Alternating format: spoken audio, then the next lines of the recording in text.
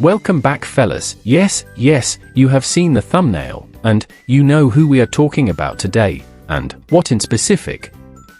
We are talking about the car that Jeremy Clarkson loves the most, and get in your mind that we are talking about the man, the myth, the legend that once said, "Speed has never killed anyone." Suddenly becoming stationary, that's what gets you. Wise words indeed, Jeremy, and if you think about it, yeah, he is kinda right. Now, our beloved Jeremy has a long list of cars that he claims to love, like the Alfa Romeo GT V6, that he actually bought after filming an episode on the Grand Tour, and the Jaguar E-Type, that curious fact, it's serious competition to the car he really loves the most, and today, we're delving into that one, the most cherished one. Spoiler alert, it's not a Prius.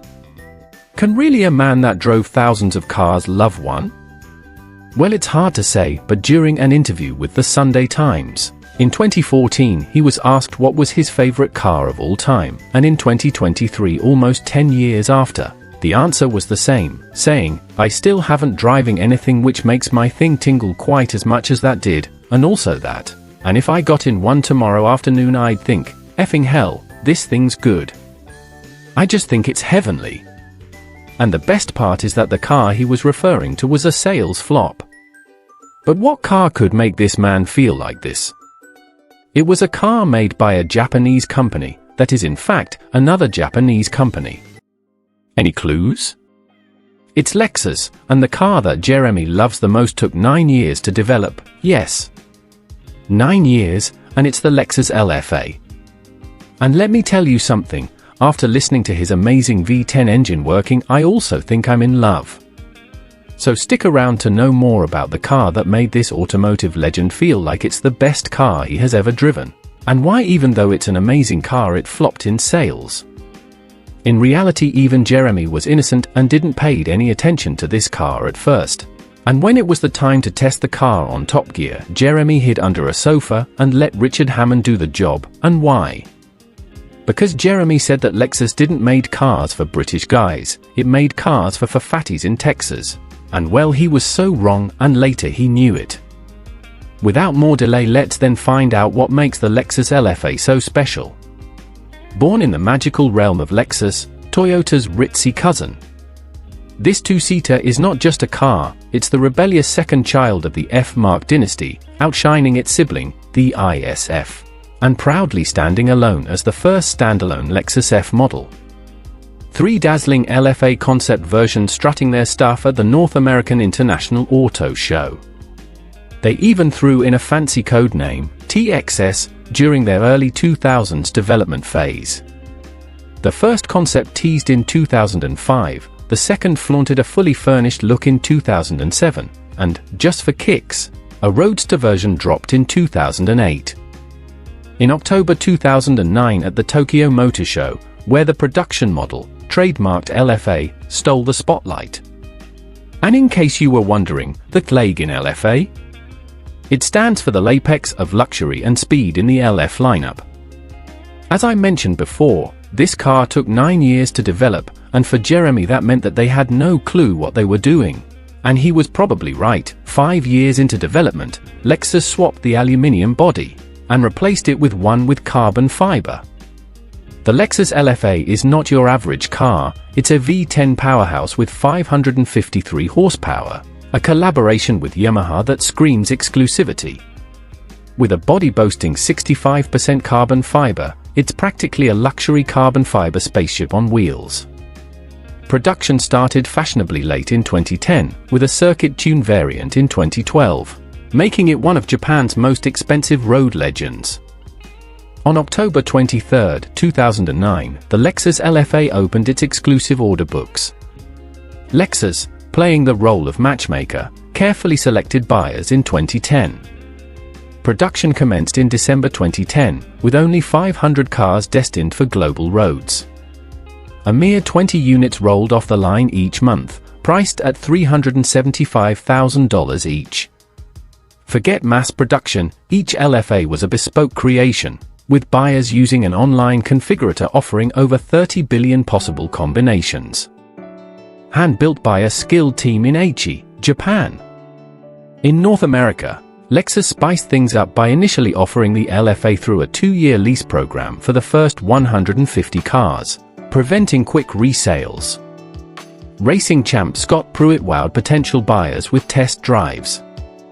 Lexus originally halted orders in 2009, hinting at a purchase plan for leases.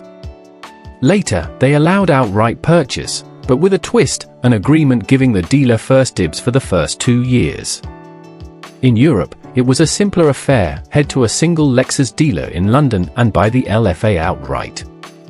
Each LFA produced during its run was marked with an individually numbered plaque, a unique badge of distinction. Adding a personal touch, the V10 engine in every LFA carried the signature of the specialist who crafted it. The LFA's manufacturing journey spanned from December 2010 to December 2012, concluding with the final car on December 14, 2012, a white beauty featuring the Nürburgring package. This car is a complete masterpiece. The Lexus LFA's beating heart is a V10 engine, flaunting a 72-degree bank angle and dual VVTi. With a maximum output of 553, this powerhouse screams speed. It redlines at 9,000 RPM, featuring forged aluminium pistons, titanium connecting rods, and solid titanium valves. The 72-degree V-angle optimizes balance without a split-journal crankshaft, enhancing efficiency and shedding weight. Dry sump lubrication keeps it sleek in high-speed corners, and the air intake, a spectacle from beneath the hood, travels through a dual-stage variable intake manifold, 10 throttle bodies, and exits through a dual-stage titanium muffler. The engineers behind the Lexus LFA aimed for more than power, they sought a symphony. Taking cues from Formula One, they crafted an engine sound likened to the roar of an angel. Toyota attempted to make it sound like a Formula One car, but while ensuring reliability and vibration control. So mesmerizing was the sound that a US TV spot showcased its power by shattering a champagne glass with the engine's resonance frequency. The Lexus LFA is also a design masterpiece. Led by Lexus design GM Kengo Matsumoto, the ethos is clear: function precedes form.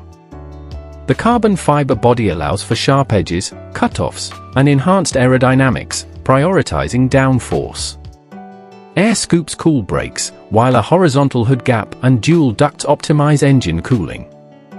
The rear wing, deploying at speeds over 80 km per hour, generates 237 kg of downforce.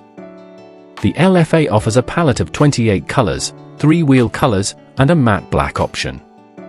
Blast fiber reinforced sheet panels adorn fenders, doors, roof rails, and rocker panels, with LED lights illuminating the tail lamps.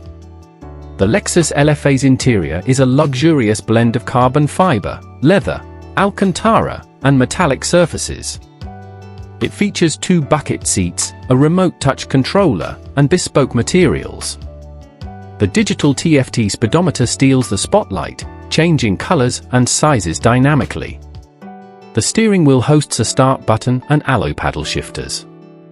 The LFA pampers your ears with 2 octaves of engine sound via tuned ducts. Safety takes priority with a new seatbelt airbag design. A 12-speaker Mark Levinson sound system complements the experience.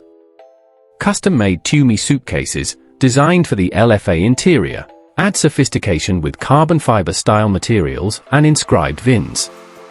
The car reviews were not great, but all of the reviewers loved it. The car had soul, and in a car, that is very important, more than perfection. The Lexus LFA, according to Car and Driver, is hugely expensive, hugely competent, because who needs a bargain, right?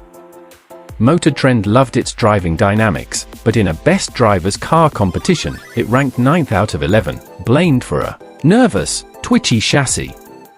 Ouch! The transmission, ergonomics, and ride quality got a solid scolding too. Top Gear chimed in, saying it's a bit too proud of its price tag. It's like bringing caviar to a potluck, fancy, but does it really fit in? The Lexus LFA stole the show on Top Gear, with Richard Hammond singing its praises and setting a record for the quickest wet test lap. But Jeremy Clarkson threw some shade, pointing out that the LFA costs 3 times more than its rivals and isn't any faster. It's like paying extra for a front row seat and realizing the view is the same. However, Clarkson had a change of heart, calling the LFA bloody brilliant and declaring it the best car he'd ever driven. In a surprising twist, he even said he'd choose a dark blue LFA if he could have any car ever made. It's like the LFA is the forbidden fruit of cars. So there you go guys, the Lexus LFA, the car that Jeremy Clarkson loved, first time he drove one, and get this. Many people say it was a sales flop.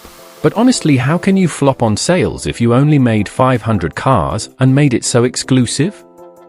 Yeah, they sold few cars compared to mass production numbers, but they created perfection, gaining awards like the 2009 Tokyo Auto Show and scoring Top Gear's Men of the Year for Chief Engineer Haruhiko Tanahashi in 2009. Stiff Magazine crowned it the top V10 road car, and Car Magazine couldn't resist giving it a perfect 5-star rating in 2010. The LFA even made it to the Top Gear 100 Sexiest Supercars of All Time list, turning heads wherever it went.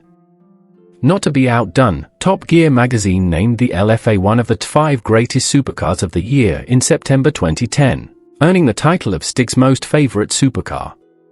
It's like the LFA didn't just hit the road, it owned the runway. Do you agree with Jeremy? Leave a comment below, like, and subscribe for more videos like this. And click on the video on screen if you want to know more about Jeremy's tastes.